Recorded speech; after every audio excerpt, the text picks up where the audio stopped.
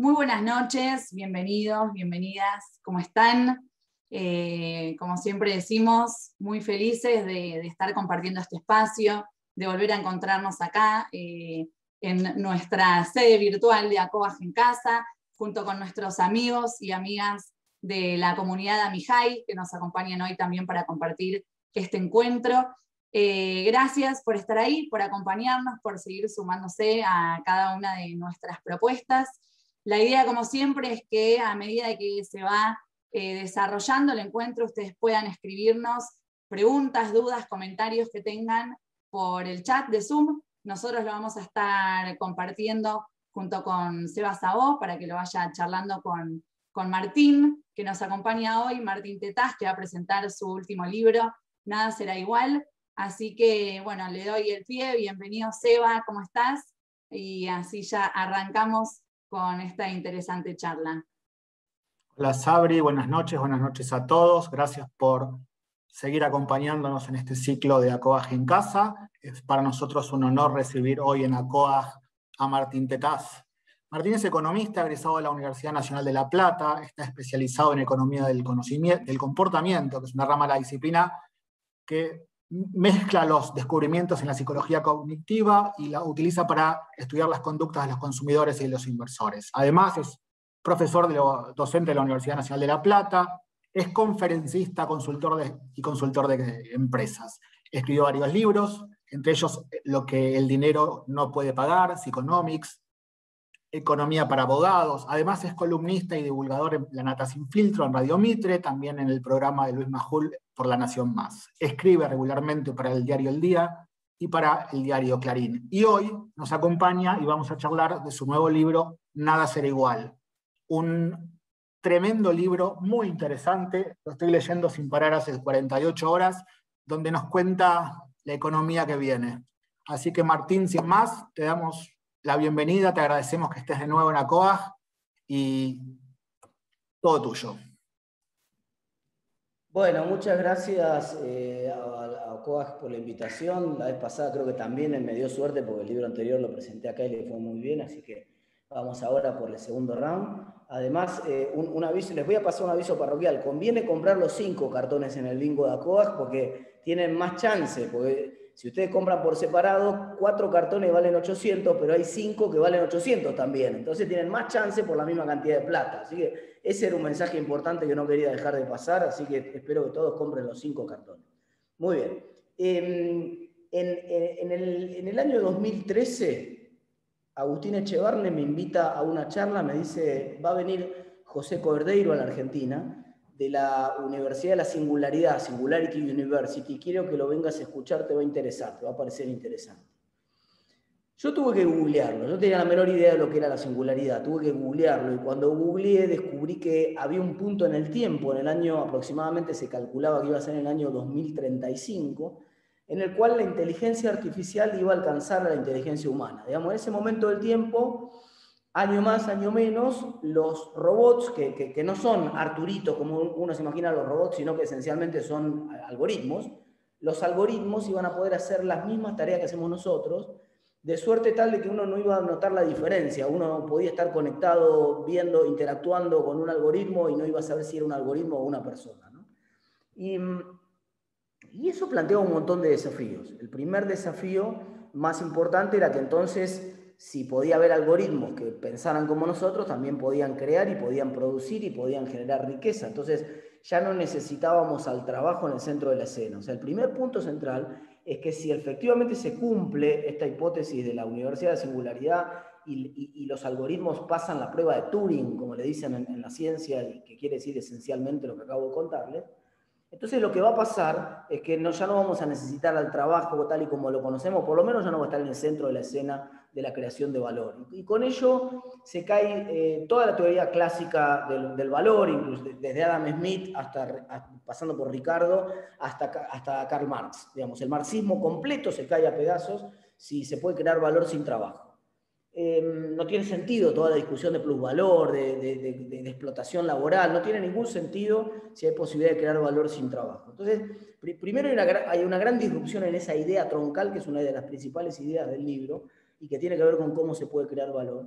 Pero segundo, hay un segundo proceso sobre el cual advertía la gente de la singularidad, y que es el proceso de uberización masiva de la economía. Aunque no estaba en esos términos, yo lo rebauticé como uberización, porque es mucho más fácil de entender, porque todos sabemos lo que es Uber. Entonces, esencialmente, ¿qué es Uber? Uber es un mecanismo más eficiente para encontrarle novio a cada punta de una transacción. O sea, Uber conecta a los consumidores con los que tienen un transporte para poner, dos puntas de una operación, y les encuentra el mejor novio de la mejor manera posible y consigue hacer las mejores relaciones. Y lo mismo está empezando a pasar, bueno, con la pandemia se aceleró además, está empezando a pasar en el comercio. Amazon y Mercado Libre, Amazon en Estados Unidos y Mercado Libre en América Latina, arrasaron con el comercio tradicional en la última pandemia. Mientras el comercio tradicional se caía a pedazos, Amazon creaba 500.000 empleos nuevos en Estados Unidos. 500.000 es lo que crea la economía argentina entera en 2 años muy buenos. O sea, una sola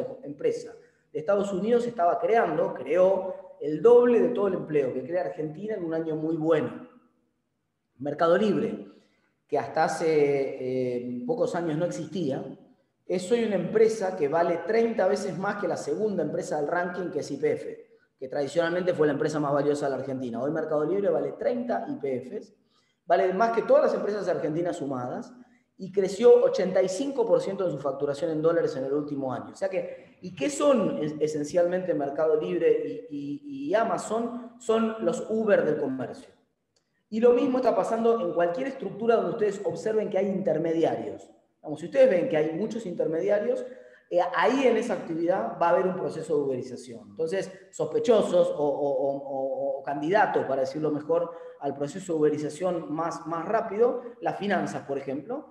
Los bancos son grandes intermediarios, van a desaparecer tal y como los conocemos, van a transformarse en otra cosa, probablemente. Pero también, además del comercio tradicional, algunos en particular, por ejemplo, las inmobiliarias, los escribanos. Sí, hay un montón de intermediarios en el medio cuya tarea está en discusión, está en jaque.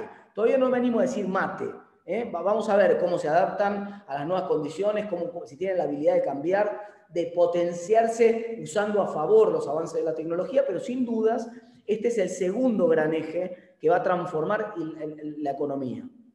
El otro punto que quiero hacer es que cuando yo empecé a pensar en estos temas allá en el 2013, unos años después la gente de IDEA me invitó al coloquio para que contara estas ideas en las cuales venía trabajando, en las cuales venía pensando, y tuve un montón de feedback ahí en ese coloquio, pero todavía era economía del futuro. Y de hecho, una de las críticas que me hizo Jorge Lanata hace poco me dijo, mira Martín, erraste el título, porque la bajada del libro mío, el libro del título es Nada será igual, y la bajada es un viaje a la economía del futuro. Y Jorge me dice, en realidad no es al futuro, ya está pasando. Y esta fue la gran novedad, digamos. Lo que pasó en el último año es que la pandemia aceleró dramáticamente las transformaciones que ya habían empezado a ocurrir. Entonces, hablar de creación de valor por parte de la riqueza de la inteligencia artificial ya no es ciencia ficción, ya ocurre hoy. Ya hay algoritmos de inteligencia artificial que pintan cuadros como si fueran Rembrandt, digamos. Y pasa la prueba de Turing, en el sentido de que vos ves una obra pintada por un algoritmo de inteligencia artificial y tiene valor de mercado esa obra. Tiene valor de mercado, tiene valor, y lo crea una inteligencia artificial. Ya hay, bueno, ni hablar de los medios tradicionales donde yo me desempeño son grandes candidatos y ya están sufriendo, de hecho, los procesos de uberización. Ahora, para muchas crónicas, por ejemplo, para que yo levante los datos que anuncia el INDEX sobre la inflación el día 15 de todos los meses y haga una crónica sobre los datos de inflación en Argentina, ya no necesita más a Martín Tetaz. Ustedes pueden perfectamente, un algoritmo de inteligencia artificial puede aprender cómo son mis columnas cada vez que levanto un artículo o datos del INDEC y qué tipo de columnas hago, y puede replicar una columna mía sin muchos problemas con los datos nuevos. Entonces, las máquinas están pasando la prueba de Turing. ¿Cuál era la prueba de Turing? La discusión sobre si las máquinas podían pensar. Sí, la respuesta es sí, las máquinas pueden hacer procesos que son muy parecidos a los de un pensamiento humano, a punto tal que, o por lo menos el punto clave ahí que marca la singularidad, que no podemos notar la diferencia. Si no sé si lo hacen estrictamente hablando, no estamos seguros que ocurra dentro de un algoritmo de inteligencia artificial el mismo proceso y que los algoritmos repliquen el mismo proceso cognitivo que ocurre en nuestros cerebros, pero el resultado es idéntico. Y no podemos notar la diferencia. Y esto, por supuesto, en algunas áreas como las que les acabo de contar, esto ya ocurre. Ya hay diseños de inteligencia artificial, por ejemplo, de chasis de autos de carrera. Entonces, ¿cómo hacen para diseñar un chasis de un auto de carrera con inteligencia artificial? Le ponen a un chasis convencional de un auto de carrera un montón de sensores. Esos sensores hacen las veces de un sistema nervioso central del chasis. Es decir, cargan toda la información de cada esfuerzo que hace el chasis en cada momento de la carrera, en cada curva, en cada aceleración, en cada frenada. Cada uno de esos esfuerzos que va haciendo el chasis en los distintos momentos de carrera lo cargan a un sistema nervioso central, que es la computadora que va procesando toda esa información. Y la computadora va eligiendo cómo diseñar un chasis que sea más liviano que el chasis que le ofrecieron como default, pero que resista de la misma manera los embates a los cuales se enfrentó en esa carrera. Entonces, ya hay inteligencia artificial creando chasis que antes necesitabas un diseñador industrial para hacerlos. Entonces, ese proceso está ocurriendo. Y el proceso de uberización también. Y el proceso de uberización, a su vez, genera otro gran desafío, que es no solamente intermedia mejor y más rápido entre consumidores y productores, y más barato entre consumidores y productores, sino que explota mucho más el sistema de precios. ¿Sí? El corazón del sistema capitalista, del capitalismo, es el sistema de precios. Los precios cumplen una función clave en el capitalismo, que es darle la información que necesitan los productores y los consumidores para tomar las mejores decisiones. Gracias al sistema de precios, aumenta la producción de los bienes que son socialmente escasos, la gente ahorra en esos bienes que cuesta producir y que cuesta conseguir, y por lo tanto el sistema funciona de la mejor manera posible. Pero la uberización pone esos precios con anabólicos. ¿Sí? Esencialmente lo que hace la uberización es lograr que esos precios saquen todavía más jugo del proceso productivo, porque como ustedes vieron, ustedes se toman un Uber y el Uber no sale lo mismo a las 6 de la tarde que a las 10 de la mañana, no sale lo mismo un fin de semana que un día de semana, no sale lo mismo un día de lluvia que un día que no es de lluvia. No sale lo mismo 20 cuadras hacia un lugar que 20 cuadras hacia otro lugar. ¿Por qué? Porque no hay la misma cantidad de autos en oferta para cada uno de esos viajes que acabo de comentar. Y como no hay la misma cantidad de autos en oferta, la señal de precios necesita que haya más autos cuando más se lo necesita. Entonces Uber te cobra más los días de lluvia.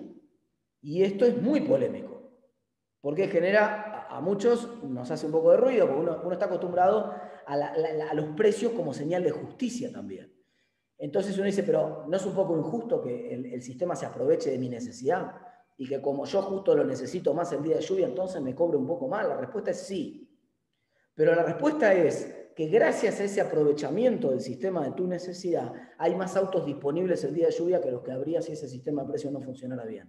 Y por lo tanto hay mucha más gente que termina consiguiendo un taxi los días de lluvia que los conseguirían si no hubiera ese sistema de precios diferenciados. Entonces, vamos a una economía que crea valor de una manera muy distinta como lo venía creando ahora, y que coordina a los productores con los consumidores de una manera mucho más eficiente. Una economía en la cual los datos empiezan a ser el corazón, el petróleo del siglo XXI. Ya no importa tener recursos naturales. Lo voy a decir con muchas comillas porque sí importa, pero importa bastante menos que antes. Si los recursos naturales generaban las guerras en el siglo pasado, ahora la disputa es por la información. Porque si yo tengo datos, los datos son prácticamente todo. Es decir, los datos son los que recoge ese chasis que con inteligencia artificial produce un diseño mejor. Los datos son la base con la cual, por ejemplo, las nuevas empresas de transporte van a hacer que los autos que están parados en la calle de todos nosotros, al divino botón, casi la mayor parte del tiempo, sean aprovechados por la gente que pasa por al lado, que le apoya el QR del celular y se sube al auto que necesite y lo deja en otra estación 2 horas después. Y para eso se necesitan datos. Los datos van a ser los que van a juntar más fácil y te van a conseguir novio más fácil a un producto con un productor. Todo eso va a ser información. Los datos van a permitir la impresión en impresoras 3D, que van a permitirme a mí, por ejemplo, conseguir una copia de la llave de mi casa que me la manden por WhatsApp. Digamos, todo eso esencialmente es datos, y viene un debate muy grande en la economía, en la sociedad en general, sobre quién es el propietario de esos datos. Yo produzco un montón de datos con cada decisión que tomo. Cada búsqueda que hago de Google le proporciona a Google un montón de información sobre mí.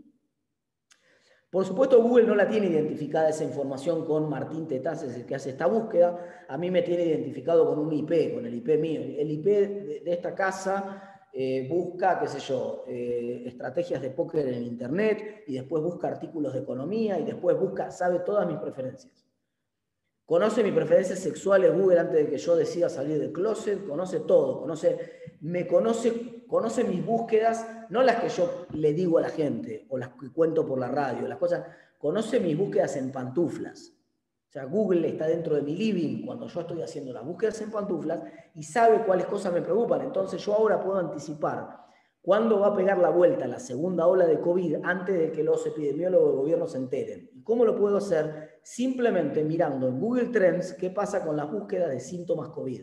De hecho, ese es un indicador que muchos especialistas ya están empezando a mirar. En el mundo, la búsqueda en Google de síntomas COVID predice la curva antes de que la curva ocurra. O sea, ¿por qué? Porque la curva es un dato tardío. Yo me entero de la curva, el dato de hoy de la curva, los 40.000 contagios que va a ser nota de hoy en todos los medios y que va a ser tapa de los diarios mañana, es una nota vieja.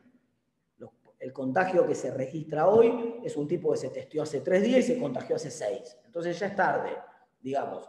Pero hace 4 días, cuando se empezó a sentir más o menos, ese tipo googleó, o buena parte de esos tipos googlearon, o me alcanza con que una muestra representativa de esos tipos haya googleado. Che, ¿cuáles eran los síntomas de COVID? A ver si lo que siento tiene que ver con los síntomas de COVID. Perfecto. Entonces yo adivino que van a empezar a crecer los casos antes que empiecen a crecer, y adivino que van a empezar a caer los casos antes que empiecen a caer. En realidad, la palabra adivino tal vez no es la mejor. Predigo, uso la información. Pero la pregunta de millones de quién es esa información. Yo debiera poder retirarme de Google con portabilidad de mi información. Hay un debate importante jurídico sobre quién es el dueño de esos datos. Porque esos datos tienen valor. Las empresas que producen y almacenan datos, Facebook, Waze, el mismo Uber, las empresas de pedido ya, todas las empresas que tienen un montón de datos, tienen información que yo debería poder llevarme porque en realidad debería ser mía, pero jurídicamente todavía no lo es. Hay que hacerlas, a estas leyes hay que hacerlas. Pero yo debería poder decirle a Google, mira, ¿sabes qué? No quiero buscar más en Google. Ahora quiero buscar en Altavista, era el buscador que había en la década del 90 cuando empezó Internet y que era la competencia de... Pero supongamos que hubiera otro buscador que se llame Altavista. Yo quiero buscar en Altavista, no quiero buscar más en Google. Pero Altavista nunca va a ser tan bueno como Google porque Google ya conoce mis búsquedas anteriores y por lo tanto sabe en realidad qué es lo que quise probablemente decir yo cuando busqué, por ejemplo, qué sé yo, no sé, bicicletas y se imagina que estoy buscando bicicleta financiera y no bicicleta de la que se usa para pedalear. Entonces me hace una búsqueda mucho más precisa. Yo necesito poder llevarme esa información. Como me llevo la portabilidad del número telefónico cuando me quiero ir de empresa para garantizar que haya más competencia, tendría que poder llevarme la información. Pero además, si Google maneja toda esa información, Google podría potencialmente, de hecho puede hacerlo, de hecho en Corea lo hace, puede ser usado para evitar la pandemia y para reducir el riesgo de contagio. Google me podría marcar a la redonda cuáles son las personas que han tenido búsquedas o comportamientos similares o compatibles con un perfil COVID o con la próxima pandemia. Podría contribuir a evitarla. Pero esa información hoy es privada, la tiene Google. Supongamos que el Estado, en un momento de una pandemia, le dice a Google, mira, necesito acceder a tu información, porque tengo que poder parar la ola, tengo que poder predecir la próxima pandemia, tengo que ver dónde pongo los esfuerzos de testeo y cómo organizo mi sistema, cómo organizo el transporte público, etcétera, etcétera, etcétera. Quiero hacer una investigación, a ver qué impacto está teniendo cada una de las decisiones que tomo. Son cruciales esos datos. Hoy esos datos, no hay un mercado para esos datos. Yo no los puedo comprar en ninguna parte. Bueno, pues bien, todo ese es el gran debate que se viene en los próximos años. Y vinculado a ese debate, muy vinculado a ese debate, está el debate del cambio radical que va a producir en nuestras sociedades. Un anticipo ya lo tuvimos con la pandemia. Nosotros veníamos viendo que la forma tradicional de empleo y la forma tradicional de educación estaba en jaque. ¿Por qué? Porque era posible producir contenidos, información y consumirlos sin ir a la escuela, sin necesidad de la escuela. De hecho, la escuela es un mecanismo caro e ineficiente como formador de capital humano. Es carísimo y muy ineficiente. Yo puedo aprender el teorema de Pitágoras en un tutorial de YouTube. Hay unas academias que se llaman Academias Khan, donde yo puedo buscarlo en YouTube y tengo una escuela de matemática mucho mejor que la escuela donde fui yo y donde van mis hijos, y puedo aprender mejor matemática por YouTube, ¿no? Eso, y ni hablar de geografía o tantos otros temas para los cuales ya la escuela es vetusta. No la necesito la escuela para todo eso. Hace años que ya sabemos que la escuela tal y como está no sirve más, que lo que necesitamos es otra escuela distinta. Y un poco había un desafío de si se podía reemplazar a la escuela. Decía, bueno, todo esto lo podemos reemplazar, lo puedo aprender por internet, etc. Y lo que nos enseñó la pandemia es que la escuela era mucho, algo que por supuesto los pedagogos sabían hace mucho, y la gente que estudia ciencia de la educación sabía hace mucho, es que la escuela trasciende la formación de capital humano. No es solamente un lugar donde, aunque resembla mucho la escuela, la estructura de la escuela, la línea de montaje taylorista. Y de hecho es un producto de la revolución industrial. Entonces, la línea de montaje, en realidad más fordista que taylorista, para ser preciso, porque hay algún administrador que me va a estar escuchando y me empieza a pegar cuando digo, uso los conceptos mal. Taylor tenía más que ver con el proceso administrativo, y yo estoy pensando más en el proceso de producción. La analogía correcta era la línea fordista. Entonces, ¿por qué? Porque en la línea fordista el producto va pasando por la línea de montaje y le van agregando en cada etapa lo que le corresponde a ese producto. Eso es exactamente lo que hacemos con los chicos del sistema educativo.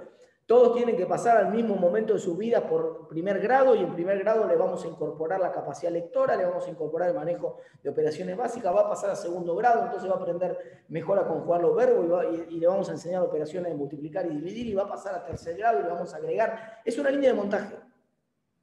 Solo que ya no se adquiere conocimientos así, no tiene ningún sentido. Los chicos adquieren conocimiento entre ellos. Por ejemplo, mi nene, yo tengo un nene que tiene 7 años y tengo 2 Messi que tienen 4. Uno de los Messi de 4 no le interesa mucho la Play, así que no juega mucho, juega un ratito y se aburre rápido. El otro es un fanático, y el hermano, que es el más grande, obviamente le enseña todo. Entonces, no hay un docente ahí. No en el sentido tradicional de la palabra, no está centralizado. Hay un proceso de aprendizaje descentralizado, autoorganizado, no regulado por nadie.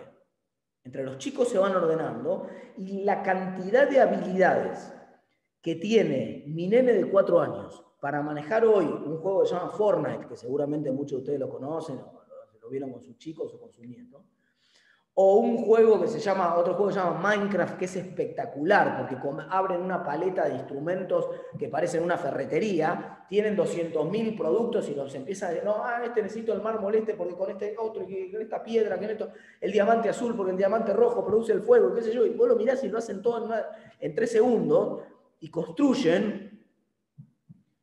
Es impresionante. Superan por amplios cuerpos. Entonces, claro, después en la escuela se aburren. Imagínate, cuando va a la escuela el tipo con un pizarrón le trata de explicar una pavada, el tipo está aburridísimo, porque dice esto, quiere correr el pizarrón con la mano como hacen en el televisor. Mi nene, cuando están aburridos en la tele, quieren correr la tele como si fuera la pantalla del celular, porque ya nacieron digitales ellos. Nosotros todavía tenemos el chip, tenemos que cambiar el chip, ¿no? Nosotros estamos como ese que aprende tarde un idioma, que tenemos que pensar en el otro idioma y ir y volver, ¿no? Ellos van derecho, como un nativo en el idioma digital. Entonces, la escuela tiene que cambiar dramáticamente, pero la lección de la pandemia es que la escuela nos proporcionaba un servicio mucho más grande que el de formar contenidos. La escuela es un organizador social clave del tiempo, y la escuela no se puede prescindir. Si prescindimos de la escuela, no funciona la familia, no funciona el trabajo, aunque el trabajo también está en jaque. Y el trabajo también aprendimos en la pandemia, que aunque estaba en discusión cómo iba a ser la forma de trabajo, y las empresas ya venían trabajando esquemas flexibles, donde mandaban una parte de sus trabajadores experimentalmente a hacer home office un par de días por semana, y después volvían a la empresa, pero no podían hacer las empresas el experimento, o nadie se animaba a decirle a todos sus trabajadores, che, a partir de mañana, durante un mes, trabajan todos en la casa. Esto era imposible, impensado, pero la pandemia produjo ese experimento natural. La pandemia los mandó a la casa a todos los trabajadores durante más de un mes, en realidad. Forzó el experimento, y muchas empresas se dieron cuenta. En muchos de los casos, inclusive, se dieron cuenta que la mitad de los trabajadores que tenían no lo necesitaban. No me quiero ni meter en el tema de los trabajadores del sector público, porque es otro capítulo respecto de esto, ¿no? Porque el sector público viene trabajando a media máquina hace 1 año y 2 meses, y todavía nadie se enteró, digamos.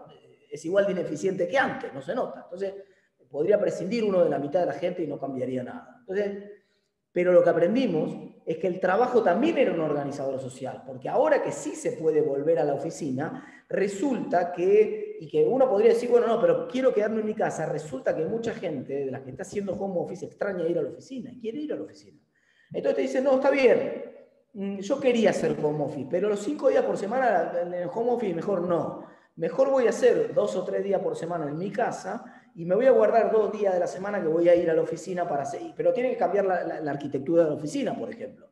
El diseño de la oficina ya no es el de antes, con un cubículo para cada uno, eso no sirve más. A la oficina voy a ir a hacer reuniones con otros colegas, así que necesito espacios amplios, necesito mesas grandes, necesito otro tipo de diseño, hay que pensarla distinta a la oficina. Pero esencialmente está en discusión eso. Y si está en discusión el rol de la escuela y está en discusión el rol del trabajo, también entra en discusión el rol del diseño de las ciudades. Otra gran lección de la pandemia es que se valorizaron mucho las ciudades satélite. Pilar, las ciudades del sur, las ciudades del oeste, digamos, muchísima gente que dijo, che, ya no garpa vivir en el centro de la ciudad, ¿para qué?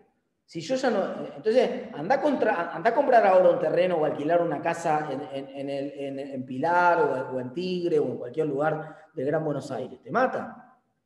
¿Por qué? Porque de golpe la gente se dio cuenta que no valía la pena vivir en la aglomeración. La aglomeración sí, garpaba en su momento vivir, porque estaba cerca de todo, pero ahora la noción de distancia es digital, es distinta. Cambió. Antes, y eso cambia dramáticamente el sistema de transporte también. El transporte y la ciudad son dos creaciones que van de la mano. Uno es hijo del otro y viceversa. El diseño de la ciudad no se puede escindir del diseño del transporte. Y todos son hijos de la revolución industrial. En las ciudades pre-revolución industrial no había transporte, no tenía sentido. El artesano en la preindustria, su taller estaba arriba o abajo o en el fondo, digamos. El tipo lo único que hacía era trasladarse 20 metros, abría su taller, laburaba, terminaba de laburar y volvía a su casa que quedaba atrás o arriba.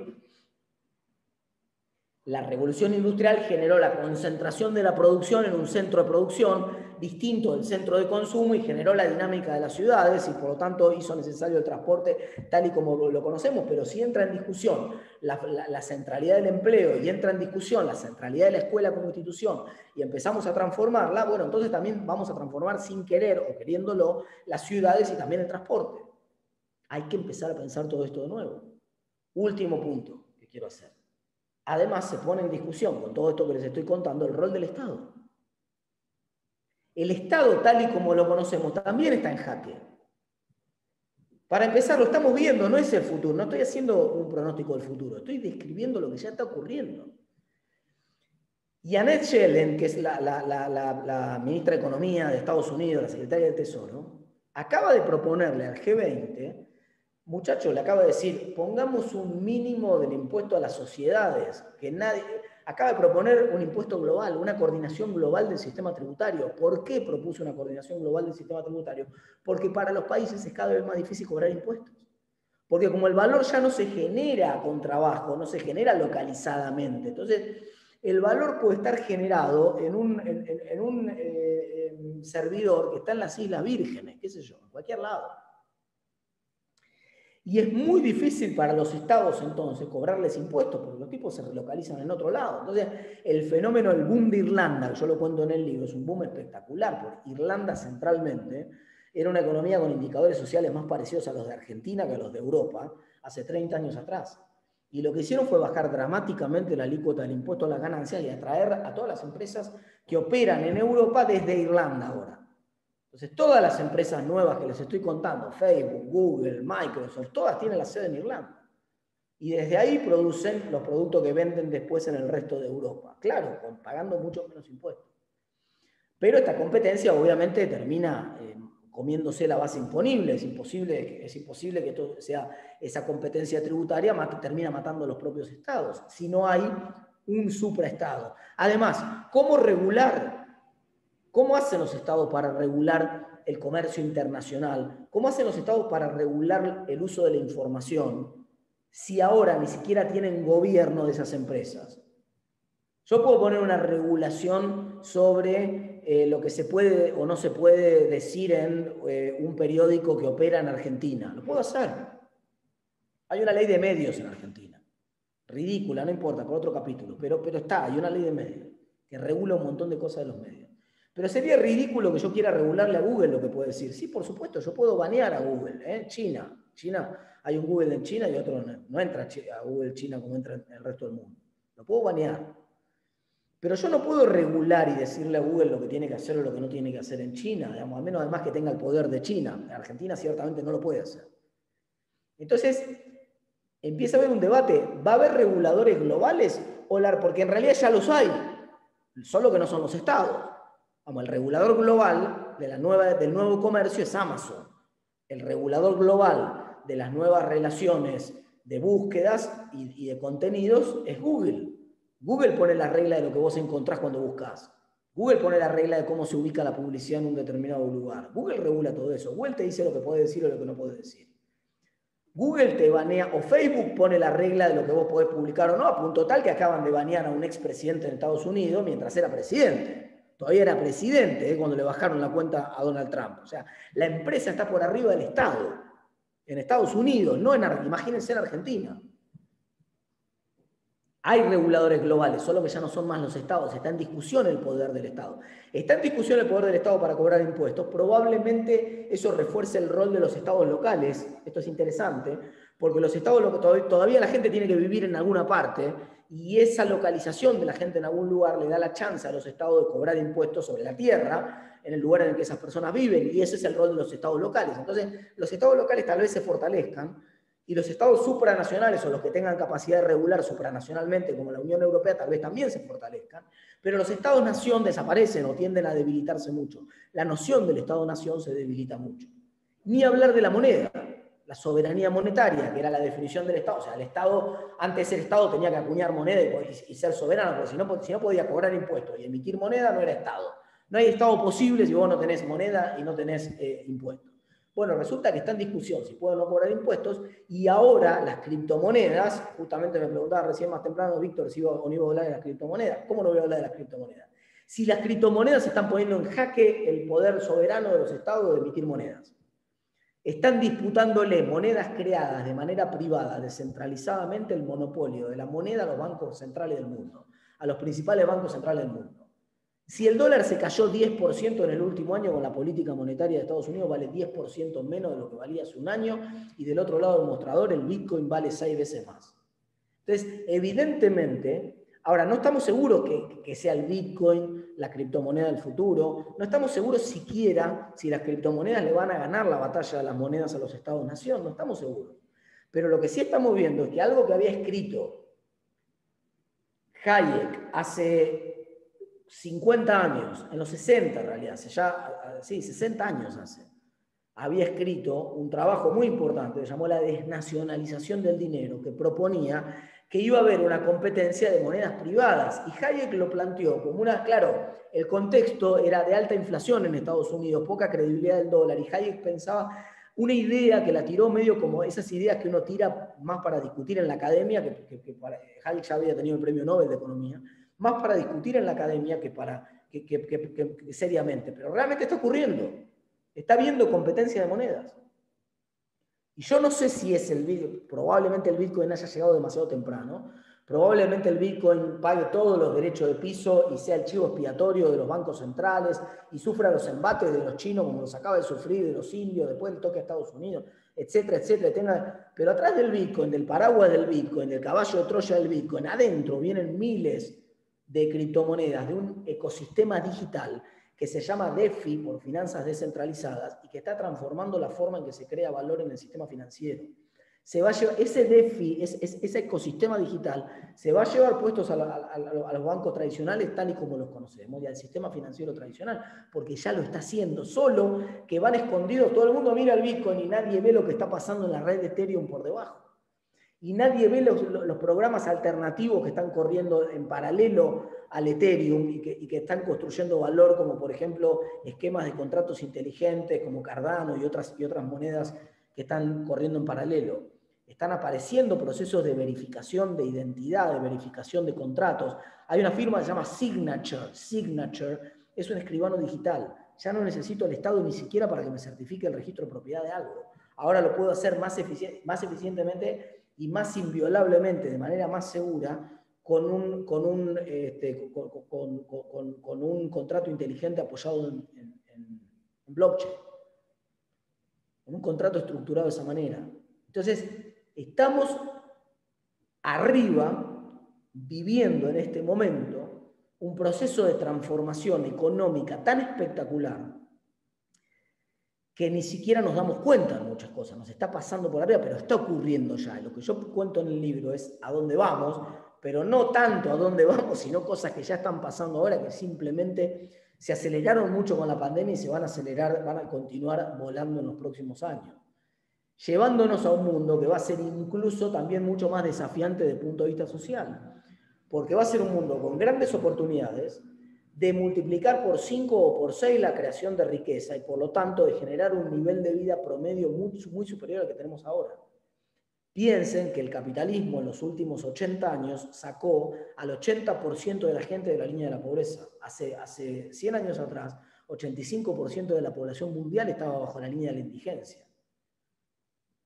Hoy es 20 ese número, exageré un poco, sacó 25% de la población de la pobreza absoluta. Nunca un sistema logró una hazaña tan grande en la historia de la humanidad.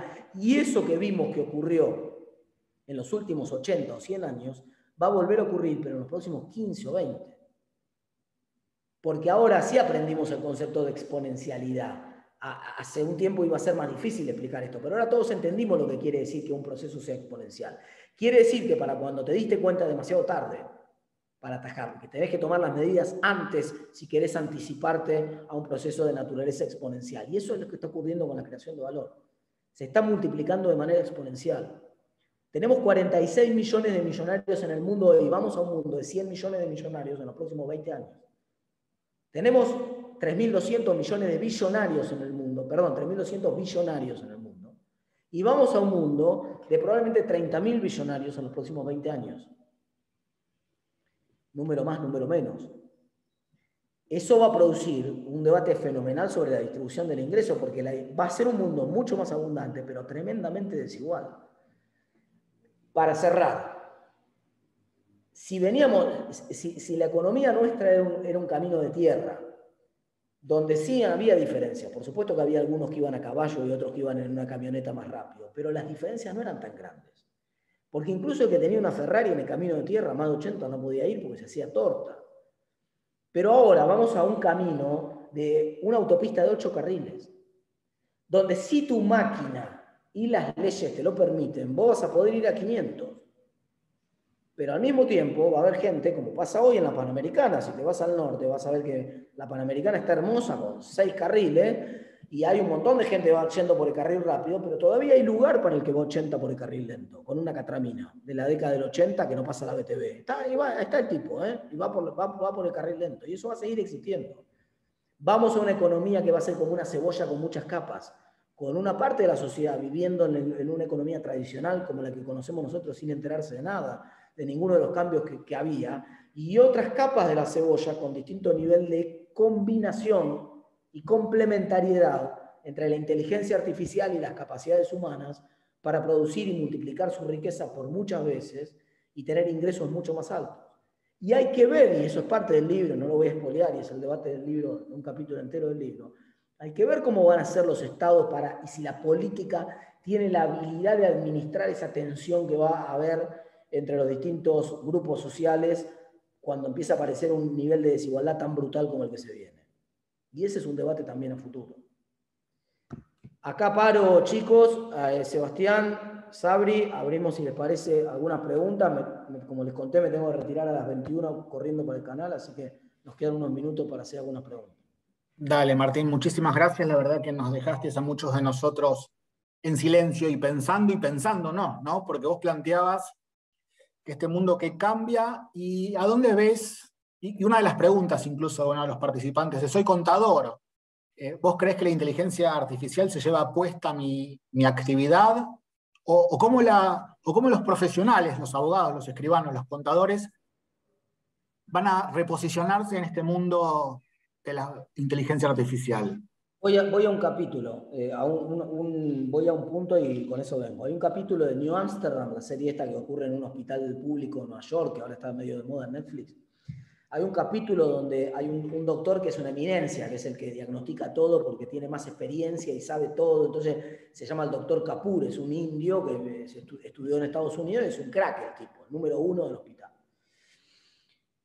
En un momento le traen una inteligencia artificial, le traen una tableta con un programa de inteligencia artificial que escucha a los pacientes, que escucha los diagnósticos y los comentarios entre el doctor y el paciente y hace sus diagnósticos.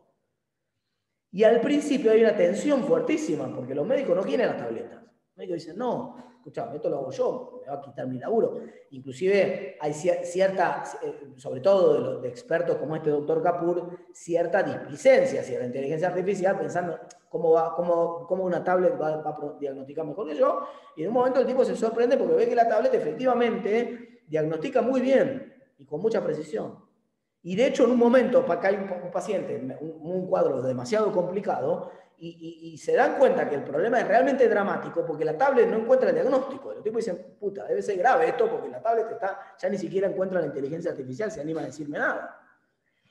Y lo que ocurre 2 capítulos después es que hay un paro en el hospital porque el médico nuevo, el director del hospital, quiere sacarle las tablets para que vuelvan a tener la relación con el paciente mano a mano y recuperen cierta capacidad de empatía humana. Y hay toda una revolución porque el tipo dice, no, sin la tablet no se puede trabajar. Entonces, ¿cuál es la lección de eso? Que vamos a un mundo donde cuanto más especialistas seas en un tema, más complementaria va a ser la tecnología. Pero cuanto menos especialistas seas en el tema, más generalistas seas, más fácil te van a pasar por arriba con la tecnología. O sea, la tecnología tiene un continuo. En la punta de acá es sustituible, te sustituye empleos, y en la punta de acá te los complementa y te potencia la productividad de manera espectacular. La discusión es qué tipo de habilidades voy a construir yo en mis próximos años de estudio. Si yo donde yo sospeche que lo que me están enseñando a mí en la universidad es una técnica repetitiva, habitual, yo digo, che, esto se puede programar fácil. Caramba, mejor salgamos de acá. O me tengo que ir a una, digamos, obviamente que buena parte de la tarea que hace un contador tiene de ese concepto repetitivo y habitual, pero otra parte no. Es decir, el contador como asesor financiero de una empresa o como asesor de financiero de una persona, el contador como asesor impositivo, el contador como estructurador de las relaciones laborales de la empresa y como asesor también laboral de la empresa. Un montón de roles del contador en los cuales la tecnología es perfectamente complementaria. Entonces, por supuesto, podría sugerirle yo podría tener una inteligencia artificial que arme una cartera de inversión. De hecho, ya existe. Entonces, esa inteligencia artificial me haría un montón de preguntas, que son las mismas que le hago yo a un cliente cuando viene y me dice, ¿qué hago con la plata? Y yo le digo, espera, que al primero tengo que hacer 10 preguntas yo. Entonces le empiezo a preguntar, ¿para cuándo necesitas la plata? ¿Necesitas una renta en el interín? ¿La necesitas en pesos? ¿La necesitas en dólares? Esta plata, ¿la podés perder? ¿Tenés alguna...? Nadie quiere perder, pero ¿qué pasa si la perdés? ¿Tenés que vender la casa o sobrevivís? ¿Cuál es tu aversión al riesgo? Etcétera. Ves un montón de cosas. En función de un montón de preguntas que le haces al cliente, armas un perfil del cliente y las alternativas de inversión que le conviene. Y se la propones. Eso lo puede hacer una inteligencia artificial. Pero lo bueno es que yo ahora, con toda esa información, puedo mirar las alternativas que tiene la inteligencia artificial y dar un paso más. Yo te conozco a vos. Sé un montón de cosas de vos que trascienden las 20 preguntas que te hizo la inteligencia artificial recién. Y yo ahora estoy guiado. Me siento mucho más seguro porque tengo una guía, me armó 4 o 5 carteras la inteligencia artificial y yo sé que te puedo recomendar alguna de estas 4 carteras con algún criterio difícil de poner en palabras, difícil de operacionalizar y por lo tanto difícil de captar por parte de la inteligencia artificial. Sí.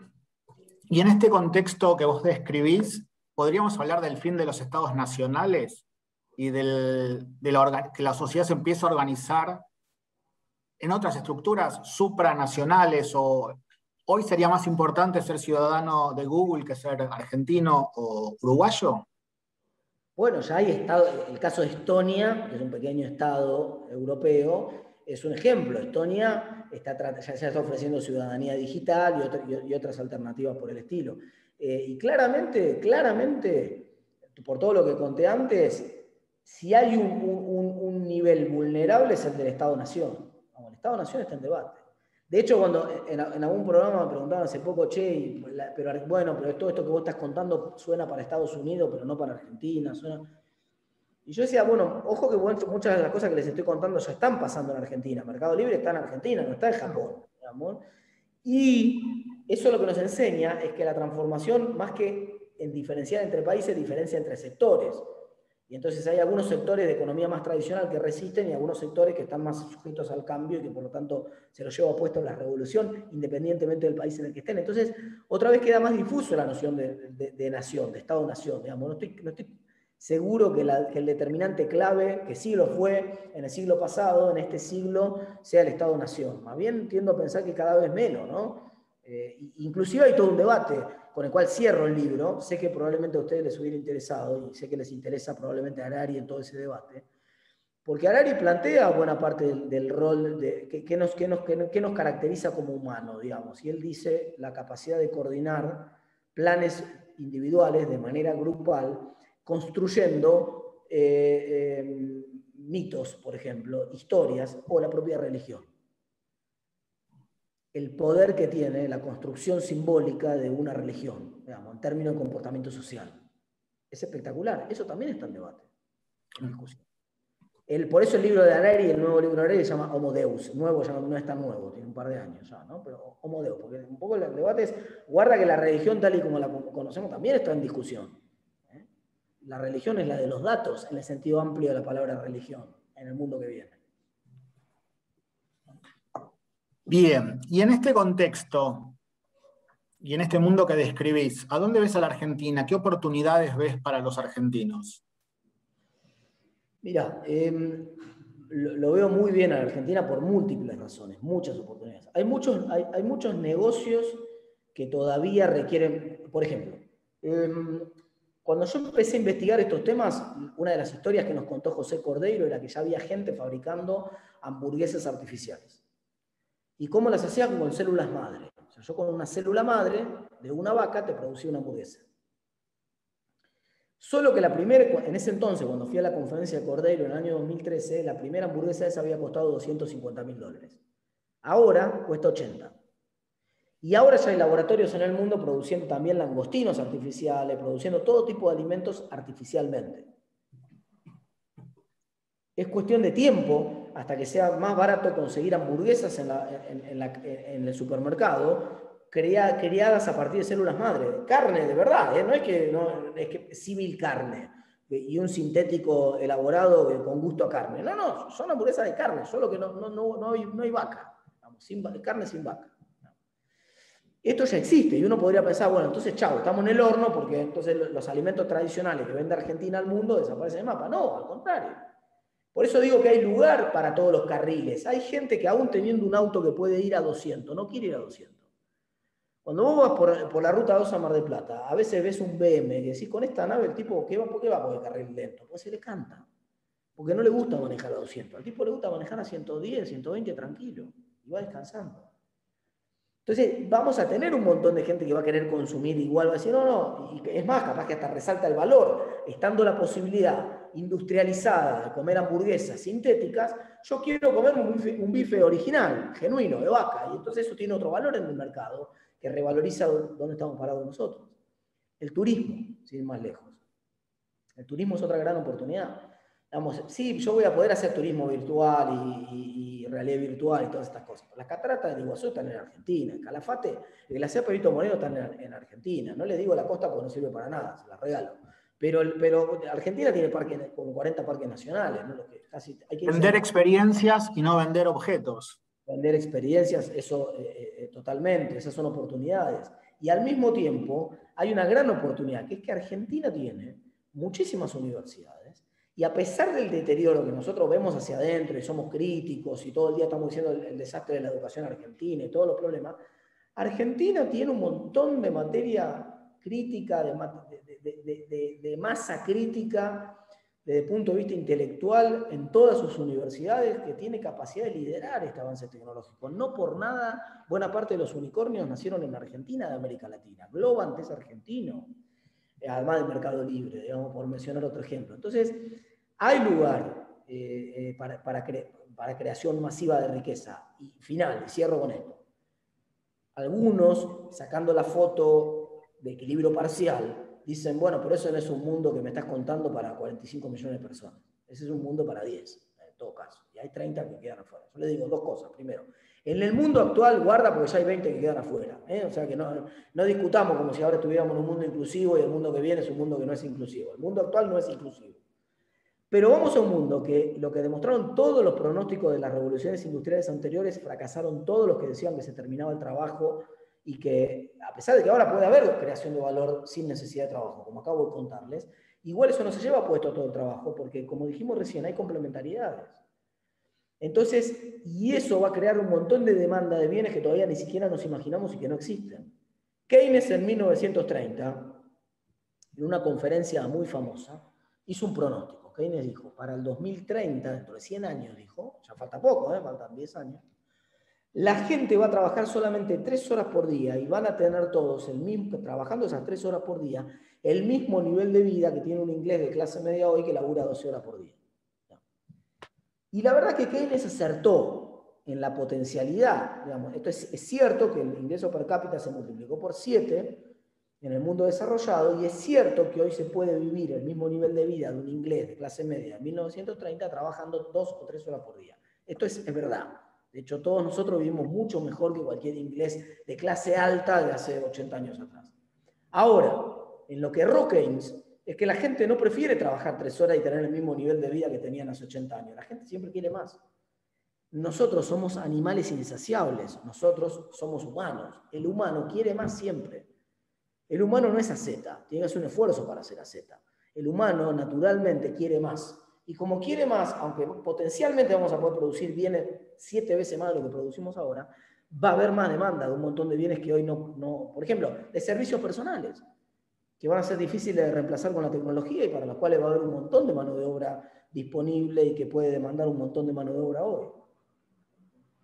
Martín, y en este mundo que vos estás describiendo, ¿qué rol, a ver si logro formular la pregunta, ¿qué rol le ves a los clubes?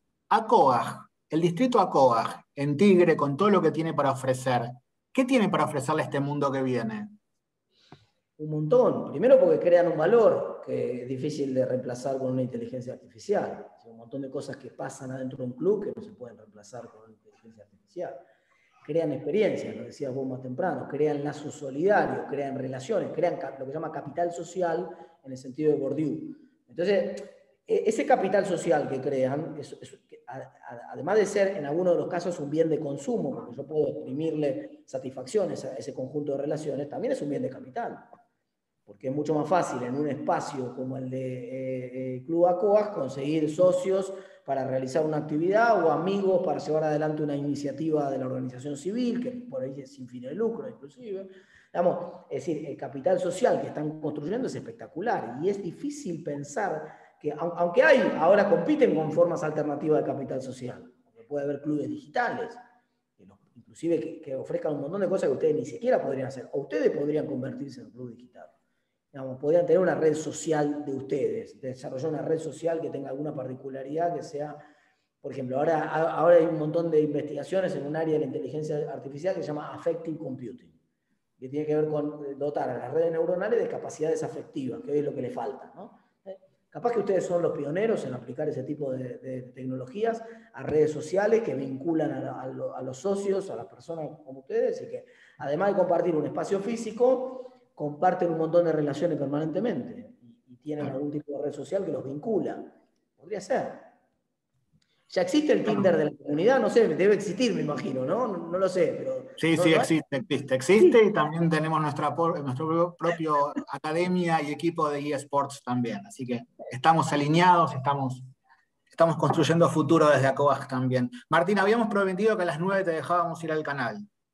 Te agradecemos que hayas estado con nosotros, te agradecemos tu tiempo, te felicitamos por el libro. Insisto, el libro es apasionante, 48 horas de lectura ininterrumpida, no se lo pierdan. Está buenísimo. Nuevamente, muchas gracias y gracias por tu tiempo. Bueno, muchas gracias, gente. Disculpa por no quedarme un poquito más.